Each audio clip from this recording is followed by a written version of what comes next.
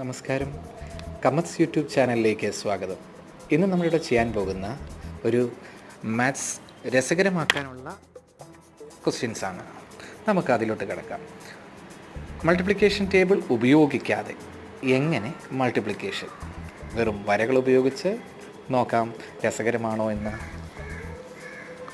12 × 23 ഇതിനെ നമ്മൾ മൾട്ടിപ്ലൈ ചെയ്യുകയാണെങ്കിൽ ഇതിൻ്റെ ആൻസർ കിട്ടുക 2 × 3 6, 1 × 3 3, 2 × 2 4, 1 × 2 2, അതായത് 276 എന്ന് കിട്ടും.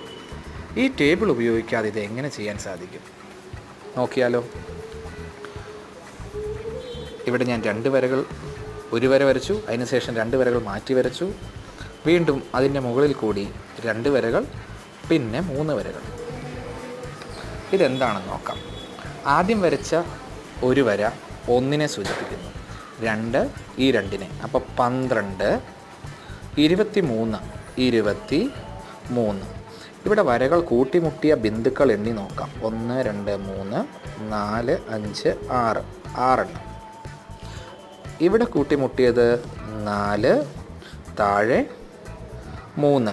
ഇത് രണ്ടും കൂടെ കൂട്ടുമ്പോൾ നമുക്ക് 7 എന്ന് കിട്ടും. ഇവിടെ കൂട്ടിമുട്ടിയ ബിന്ദുക്കളുടെ എണ്ണം 2. ഇതിൽ നിന്ന് 12 × 23 എന്നതിൻ്റെ ആൻസർ 276. വളരെ എളുപ്പത്തിൽ ഇത് മനസ്സിലാക്കാൻ സാധിച്ചു. അടുത്തൊരു ചോദ്യത്തിൽ നോക്കാം. 22 × 31. 22 31. ഇതാണ് ഒറ്റയുടെ സ്ഥാനം. ഇതും ഈ താഴെയുള്ളതും കൂടെ ചേർന്നതാണ് 10ൻ്റെ സ്ഥാനം. ഇവിടെ 100ൻ്റെ സ്ഥാനം. ഇവിടെ കൂട്ടിമുട്ടിയ ബിന്ദുക്കൾ 2. ഇവിടെ വരകൾ കൂട്ടിമുട്ടിയത് എത്ര ബിന്ദുക്കളിലാണ്? 1 2 3 4 5 6, ഇത് 7 8. ഇവിടെ കൂട്ടിമുട്ടിയ ബിന്ദുക്കളുടെ എണ്ണം 1 2 3 4 5 6. അപ്പോൾ ആൻസർ നിങ്ങൾക്ക് മനസ്സിലായി കാണും, 682.